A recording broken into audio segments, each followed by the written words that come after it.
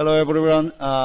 It's great to introduce this roundtable session. Actually, this table session is about this book. The authors actually connected via email. Professor Dohyung Kim and Dr. Jinwon Kang, and also the other the authors are currently presented here. And also our the recommendation provider, Mr. Il-Soo Lee, also attended here. So this session is for the discussing about this book and the content, and also we are address, because this is written in Korean, so we wanted to address the points in this book. So as you can see later, the authors really happy for the publishing this book together, because it was written last year, but this year actually we could publish eventually, and I could bring the book here yesterday at Jeju via airplane. So I delivered it. So that's a great thing, and this is a really hot book. This book includes 4 perspectives responding to climate change, especially policy, practical application, evaluation approach, and education issue. This book has been recommended by, as I mentioned, Mr. Il-Soo Lee, who was the president of Korea, who was the former administrator of the Korea Meteorological Administration, and now the president of Korea Society for Technology Sustainable Future.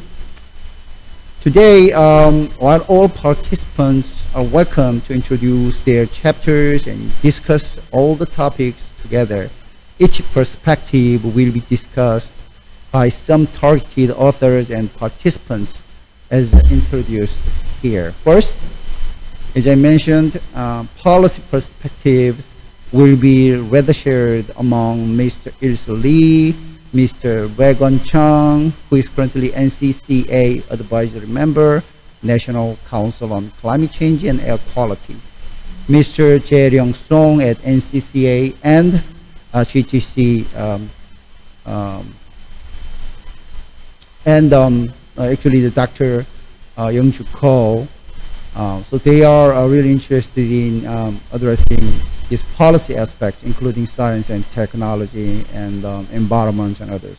Second, practical application perspectives for the cases of Korea, the U.S., and Denmark will be demonstrated among Professors Jiyoung Park, Suncheon National University, Dohyung Kim, Cal Poly Pomona, and Mr. Peter Vangsbo, respectively. But currently, the Jiyoung, Professor Jiyoung Park is a little bit out of connecting. Also notes that the professors, Professor Dohyung Kim, has joined online, and you can see him there. So can you? Yeah, hi, Professor Kim. And third, the evaluation perspectives among Drs. Changkeun Park and Jinwon Kang, and also who wrote, the Professor Sun Yu, who wrote a chapter, and myself will be happy to talk about the evaluation issues. Dr. Kang is also joined online as presented here. So he actually be shown as his picture. Very handsome. Thank you.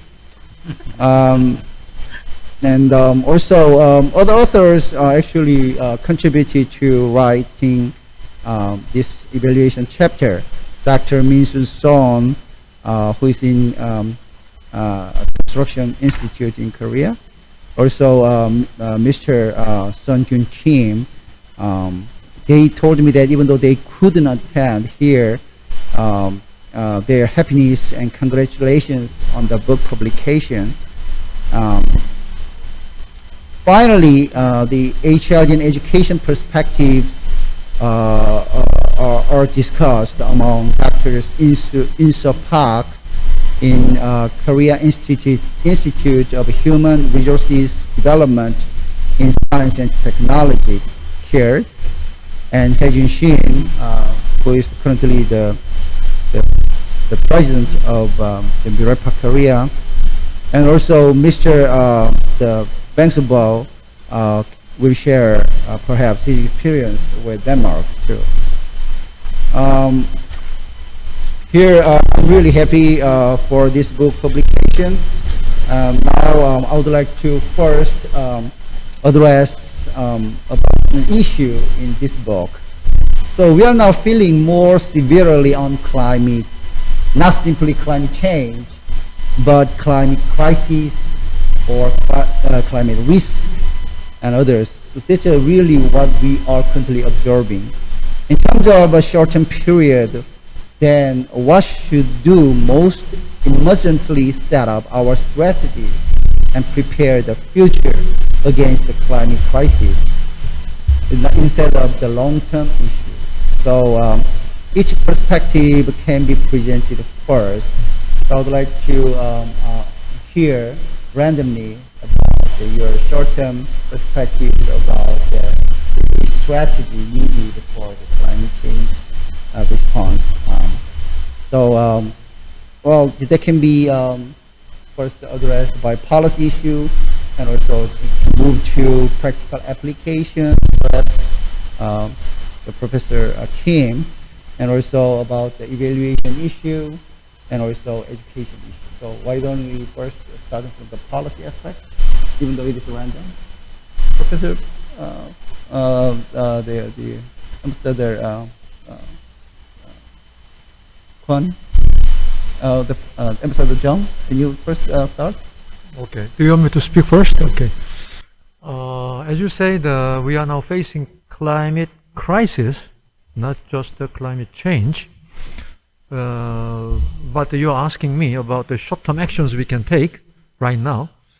There are too many actions actually we have to take, but that's the challenge. But first of all, number one issue is, I think, in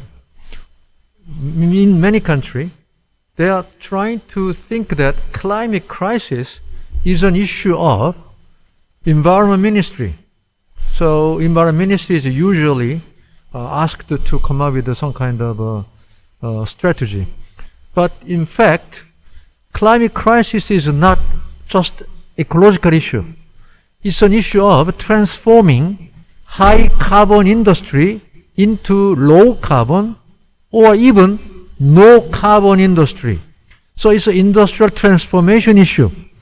In order to do that, I will propose first, carbon tax is the first thing we have to think about. We can do it right now if we are politically capable of doing it.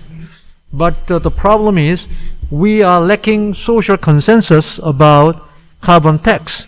We are not paying the price of the carbon emission while we are using the fossil fuel. So we are keep on burning fossil fuel without paying the price of climate change. So we have to change. In order to change this situation, then we have to introduce a regime, I mean the economic regime, which is charging tax on emission of CO2. Unless we introduce this kind of a carbon tax, I don't think people or industry will not change. Their consumption pattern or production pattern will not be changed. So if we change the price of carbon, that's the first thing we have to do. But in order to do that, first, it's very sad and very deplorable that many media around the world, not only maybe in Korea as well, very seriously. I read yesterday an article from very major newspaper in Korea. They are reporting terrible situation in Siberia, the wildfire in Siberia. They are saying that it's 40 degrees or 38 degrees, something like that. and even Siberia is on fire. But they never say about, so what? So what we should do to stop this wildfire in Siberia? No media in Korea is talking about it. They are simply reporting it as if it is something. They are just watching it as if they are bystander. They don't think we will be burned as well if we don't do anything right now. Nobody is saying this. As you can see, the major newspapers in Korea is attacking renewable energy policy of the current government, and that they are attacking the solar panel. So this is a very deplorable situation that we have to, the media is not playing the proper role. And they are even trying to brainwash the people that renewable energy is toxic and is emitting a lot of chemicals, and this kind of fake news is all very well spread out even in Korea. Just like maybe as there are so many media in US is also spreading out many fake news around the world. So this is really deplorable. The media is not playing the right role. And also not only media, but politicians and even the society. Many of the societies are not only just worrying about, like we have some environmental groups, they are asking for actions, but there are other groups, they are opposing any kind of actions. The industrial group and business group, they don't agree with any actions on climate change. They are saying that, oh, it will be damaging my profit. So this is a very deplorable situation. So we have to get out of this very sad and tragic deadlock. And in order to do that, we have to send out a very strong message, especially from the young generation and also the people gathered around this room, and somebody who are hearing this kind of discussions should be able to raise the issues or questions to the society. Thank you. Yeah, the Mr. Chung actually addressed the two important issues in the short-term strategy. Just short-term strategies. There are first is the external effect and then carbon tax issue. Second part is the social consensus, and the media should properly report the reality and the policies we needed. So actually the book includes that kind of the key parts included. It's a really the voice, the strength is really good for articulate this very important issue. I think the following, even though it is random, but perhaps Mr. Song, you can address something regarding the short-term strategy. Thank you for inviting. It's a good and great session for Roundtable. I engaged for two chapters, second chapter and the ninth chapter. So first of all, I wrote down something, problem solving for particular matter through the technology cooperation in the East North Asia. Because last year I made a joint research with the Stockholm Environment Institute. And also, finally, I got some lesson from that kind of research, because European country and the EU, they have some trust for their scientific knowledge and scientific evidence, because from the 1960s to 80s, and then they have some multilateral protocol like so-called CRL-TAP. But in East North Asia, we don't have that kind of context from the history and also some political issue. So that's why I just focused on, and then also I try to host something cooperation with the Chinese government or Chinese players. That's why I just focused on technology cooperation things, because why Chinese government or Chinese people, they are very thinking, they think technology has a business model. That's why I just focused on the technology cooperation policy. That's my second chapter, mainly that it contains. Ninth chapter, that's communication strategy for the UN International Day for of clean air for blue skies. Its first anniversary last 7th September. It's Korean government, they suggest to the UN General Assembly, and then it's finally last December they got the UN Day for clean air and for blue skies. So that's the first day for the clean air. So the most important thing is to be participated from the citizen globally.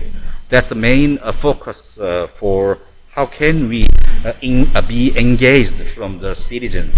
That's our aim for the day. But some UNFCCC and or some protocol, they are making some policy from the top to down.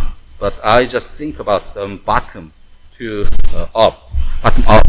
So that's kind of a new strategy.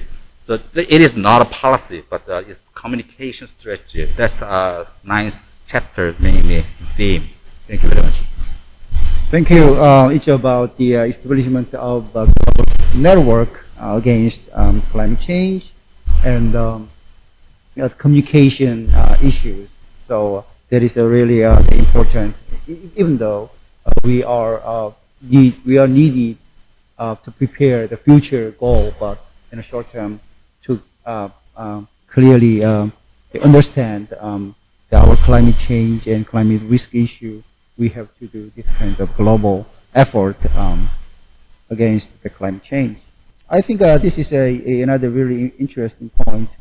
The Professor Kim, how do you think about the short-term strategies, especially the practical, the applications we needed? I think you had already several experiences regarding the climate change, the strategies. So can you just address your effort in terms of land use planning or just urban planning issues? It would be great for us to understand the new strategies against climate change. Is it me? Yeah, Mr. Kim. So everybody hear me okay? Kim, yeah, very good. Okay. First of all, I'm glad to meet everybody, although we are not able to sitting together physically next to each other. But I want to say hello to everybody. And my answer to that question and my book chapter is about transportation and land use strategy to reduce climate changes. And there is actually numerous policies and technology that address the climate change issues. But obviously, apparently, I'm not the best person to comprehensively address all those issues and technology and policies. But as a transportation planner, I want to make a few points about greenhouse gas reduction from the transportation sector. And greenhouse gas emission from the transportation sector is especially very important, especially in the U.S., because transportation sector is the number one industrial sector that generated greenhouse gas in the U.S. The transportation sector generated in about 29% of total the greenhouse gas emission in the U.S. So it generates a lot of greenhouse gas.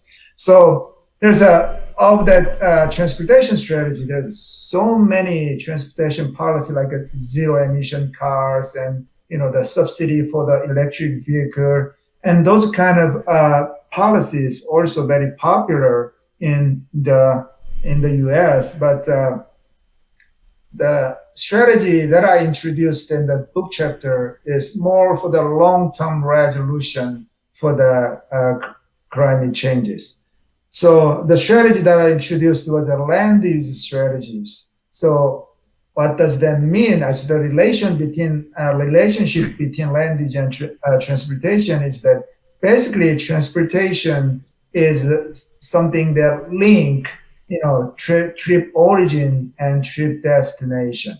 So the structure, the physical structure of the city actually very closely related to the greenhouse gas emission from the transportation sector. So very simple summary is that people drive more cars and depending on automobile more and more.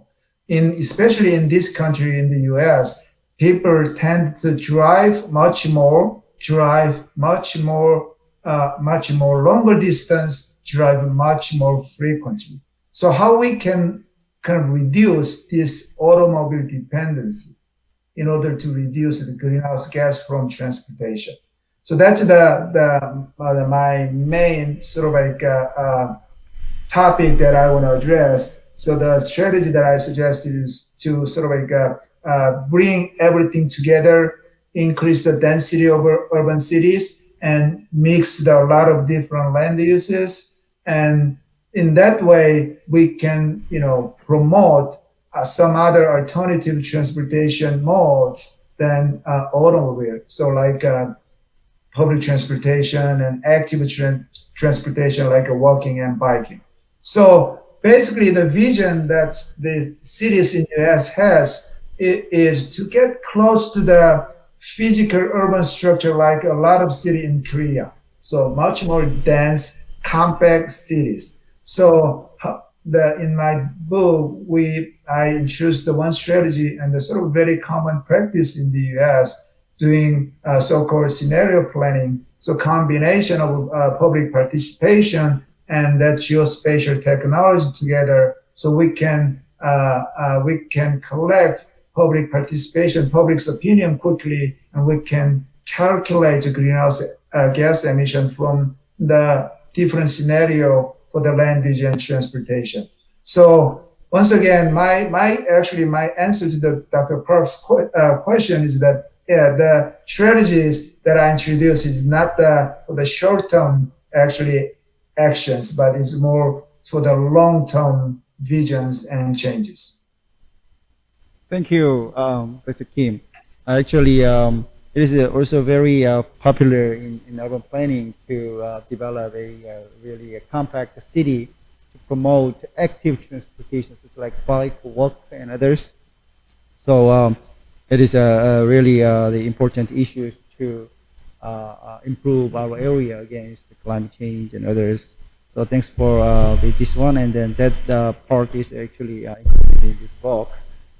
I think it is really interesting to know then what is the Nordic countries' effort in terms of this type of the transportation issue or land use issue against the climate change.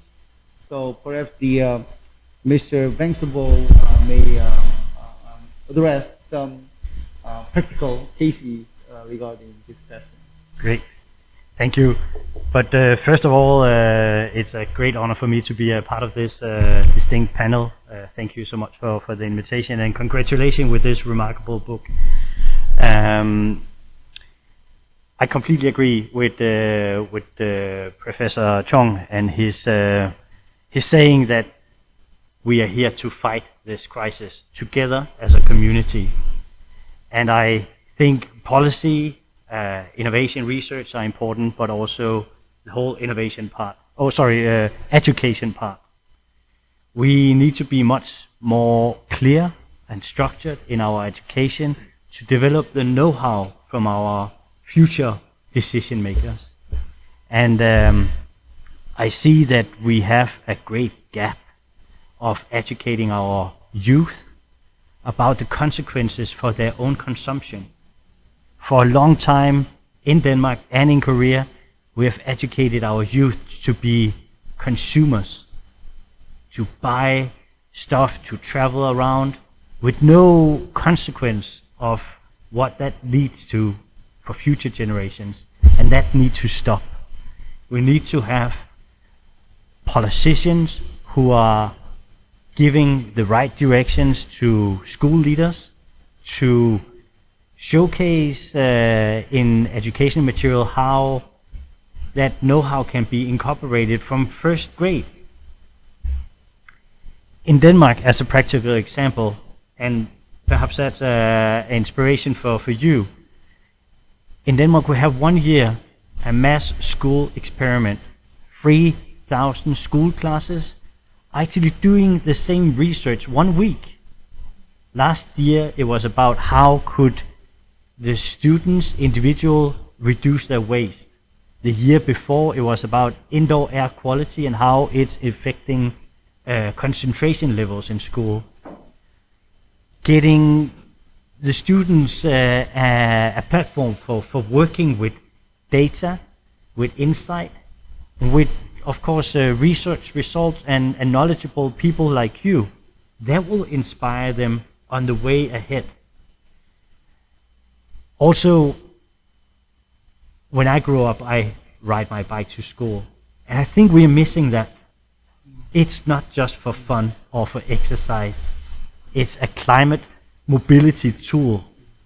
Today in Copenhagen, 65% of all trips in the city is made by bikes. We have more bikes than cars. The air pollution reduction, the reduction of greenhouse gases, because we are using bikes, is very significant. It's about 30% of our greenhouse gases from mobility, which have been cut because we are using bikes. It's not just 1 month, it's the entire year, and we have done that for the last 20 years. So massively investment in bike infrastructure. I can see that Korea are doing a lot now. I hope that they can do it better, and I hope that they can do bike infrastructure development which are actually benefiting the children, not people like us buying fancy cars and drive along the Han River, but making and planning bike roads to schools. So from the first grade that they can actually learn that they can take an action themselves. So education, education, and education. That's the way we address climate change in the future. Politicians, they can stop and talk. They have done it for 20 years. Now we need to show the people how we should act as a society. So we fight this war as a society, and we are all in the same boat. Thanks. Right. In terms of the short strategies, the most effective way is to address our behavior changes via the education sector. So regarding that, I think Dr. Shin may address a very interesting point because the Mr. Vangsbo's experience in Denmark is really impressive and addressing a great the outcome, perhaps, to Korea. So, how do you think about that, Dr. Shin? Yeah, I totally agree with Mr. Vangsbo. I'm very glad to share the educational perspective, and I think it is time to have a collaborative perspective, regardless of who we are and where they came from. It's time to have a solution to find altogether between the Ministry of Environment and the Ministry of Education. And actually in Korea, and it is likely to have the solution to find separately. So it is necessary to have listener voice from the people and various perspectives. And in educational area, and I would like to share the strategy and the Ministry of Education promote to select the teacher relating to the environmental specific teacher, and also the teacher can teach more the environmental based the curriculum in school setting. And I heard this is a new system after 12 years. So I think Korea has a Ministry of Education trying to find the solution in the school setting with the curriculum in the school program. But here is another problem exists, that in Korea, educational system, even in the climate crisis, is likely to knowledge-based teaching and learning. But it is time to have about this climate change and climate crisis. It is very important to design like a problem-based learning and project-based learning. That means the student can feel how this problem is really serious, and then they need to change to their attitude and their the habits. So I think that our the student needs just there is very serious the climate change is already coming in here, and it is time to the need to change. But that is just knowledge based. But I would like to emphasize the teacher can know about the knowledge, and then they need to feel this is really serious, and it is time to act. Okay, really practice like the experience in their habits, some kinds of. So that is my point. Yeah. Go ahead. Just a kind of an idea. In the Korean New Deal, the government are saying that they want to energy retrofit schools. I think that's a fantastic example of how to engage students in this kind of climate awareness.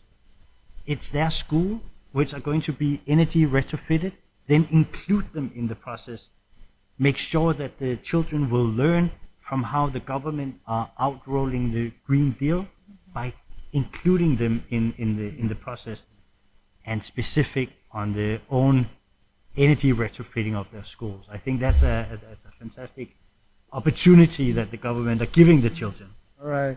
Actually, Mr. Vangsbo is currently working as a director of Innovation Center at the Denmark Embassy in Korea. So he knows very well about the Korean policy even. So that's great to address the Korean issues compared with the Nordic. So thanks so much for that. I think Mr. Il-Soo, you may have a great experiences regarding these behavioral changes in education terms. So how do you feel about these short-term strategies focusing on the education and also the other the carbon tax and also the social consensus and others? So please address your thoughts and your experience. That would be great for us. You have many questions to me. Oh, no, just one question. Yeah. The in education sector they said already. I add only one thing. That this conference is about the innovation. Yeah, innovation means just connecting this and that, connecting something. So every sector need to connection with the climate. So any kind of sector, I presented already the agriculture and even the finance and the education, whole of part. For example, in the United States, even though in the national defense strategy also changes based on the climate change. The circumstance is changing now. So we connecting this and that is innovation. I think that is this conference meanings. I think. Right. How to connect our current issues with the climate change and environmental issues are really important. The part that we have to do. So in terms of that, Dr. Park, Changkeun Park, how do you think to connect our economic crisis with the climate crisis? So can you address in terms of evaluation issues and others? I'm the economic researcher to evaluate this type of climate change effect and then the adaptation policies. There are lots of the adaptation policies, then how to evaluate that policy's effect. So, but as you know, it is not easy work to evaluate this climate change effect as economic models, because as you know, this climate change effect does not happen just in the short term. The effect will be expected will arrive in our life as maybe 20 or 30 years later. Then to evaluate that kind of effect, we have to construct the economic models to the 20 years later, how we have to forecasting that how the economic structure will change, and then when some policy added, then how that affect to the economic change structure or the national economy. So to forecasting that kind of job, in economic aspect, we have to forecasting the 20 years or 30 years later how the national economy, for example, GDP or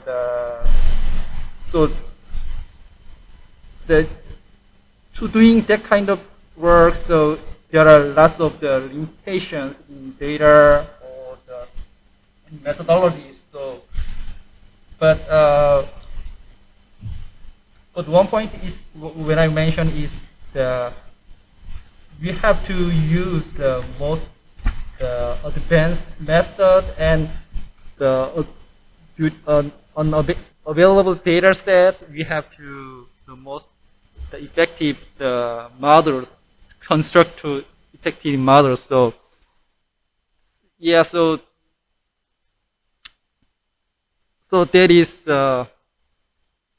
it is not easy work, but as a researcher, I'm just going through and to suggest some the result to reflect the realistic outcomes. So that is my work. So and I want to just going through to suggest most available result for in economic the evaluations. So that is my work. So that is Right. Yeah. Climate change is always being happen, but the economic structure is also being happening different. So how to connect that? It is really, really essential to suggest really the valuable and the reasonable approaches for that. So it is really difficult because there are a lot of limitations. Economics actually focus on one case or one aspect. So if they are changed differently, then how to account for that? So that was always key part in socio-economic models. But this book addressed that kind of issues even. So this is another value for the readers to understand the difficulty in assessing the economic impact or other models addressed. Yep. Yeah, Ambassador Chung. Yes, Professor Park's comment about the economic analysis about the climate effect. Regarding the, first of all, let's clarify two things. First, we have to distinguish between adaptation issue and the mitigation issue. And I hope, we should focus more on mitigation. So we have to combat the climate change rather than trying to cope with and adapting to changing climate. I think that's a kind of a defeatist strategy. So we have to focus on how can we actually combat the climate change and remove the climate crisis by the root causes. So this is two things has to be made clear. But I prefer we should focus on mitigation first. Adaptation, yes, necessary, but that's not a solution. It's a necessary step, but it's not a solution for climate crisis. That's number one. Number two, we have to make it clear that economic impact of climate change, for example, introduction of renewable energy and mitigation of CO2, then many economic researchers, very unfortunately, coming up with a very negative message. Mitigation of CO2 emission, according to the Paris Climate Agreement, will reduce global GDP by 2% or 3%. This kind of projections are made by the economists, conventional economists. It is really very negative, and for me, really regrettable. Because especially the person from Denmark, Bjorn Lomborg, author of a skeptical environmentalist, he came up with the argument that European Union will suffer 1.6% of GDP reduction by 2030 if we reduce CO2 emission. This is really crazy kind of projections and very negative message, making the people to believe climate action is very bad for economy and very bad for my life. So this kind of exercise done by the economist is a number one enemy of a climate action for us. Many people are brainwashed, including Trump and many others. Even our politicians in Korea, they are all brainwashed that climate action, mitigation, bad for my industry, for my business. Is it true? I don't believe it. I don't believe it. It is really fake news. So we don't have to be, fooled by the economists who are coming up this kind of data. Economic modeling, like a CGE model, is a short-term static model. It cannot make projections for long-term economic transformation. No economist can be able to predict any kind of economic transformation with a short-term, very crude economic modeling. But they are still coming up with a message. And all media, in 2015, at the Paris Climate Agreement was concluded, Bjorn Lomborg's message, the global GDP will be reduced by a certain percentage, or we are going to lose $1 trillion. That kind of message was painting all the media around the world. That's why Trump say, it's very bad for American economy. So we will get out of the Paris Climate Agreement. This is the kind of things the economists are doing. I'm sorry to say this to you, but I hope you are not one of them. And so what I'm saying is, economic analysis is in a way very risky and a dangerous tool for us because it is a short-term tool. It's not a long-term tool. So we don't have to be fooled by the economist analysis. Thank you. Right. Before going to the Mr. Vangsbo, I just would like to address that this book is currently dealing about the economic measurement in terms of the dynamic issues. So it is not just the static issues. Problem is that how to measure it, how to address, how to propose that kind of methodologies. So Dr. Prof here is currently working on that kind of dynamic models. Then that was introduced in this book, and that is currently combined with the Mr. Chung's the strategies to improve the social optimization. Yeah. Can I just say, in fact, in my chapter in this book, I proposed low carbon climate economics, which is about focusing on mitigation and climate action will be good for economic growth and job creation. Right. So please read my chapter. I have been insisting that climate mitigation will never be bad for economy. It will be a blue ocean and new opportunity for economic growth and job creation. I wrote about that in this book. Thank you. He clearly proposed that kind of green growth is I'm the one who started the green growth idea in 2005, arguing that climate action will be a new source of economic growth. Peter, can you just very shortly, is it fine? Yeah, because we all agree about this. So finally, I would like to ask the kind of one sentence from Mr. Kang, who are connected via online. So can you very shortly address about your experience in Belgium? So that would be great for us to conclude our roundtable.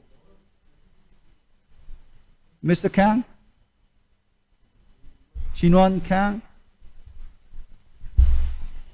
Oh, he's out? Okay. Yeah, he's out. Yeah, because it's very late, so he perhaps they go out. So actually, I prepared many questions here and discussion points, but time is already past an hour. So that's very unfortunate, even though we had a lot of issues.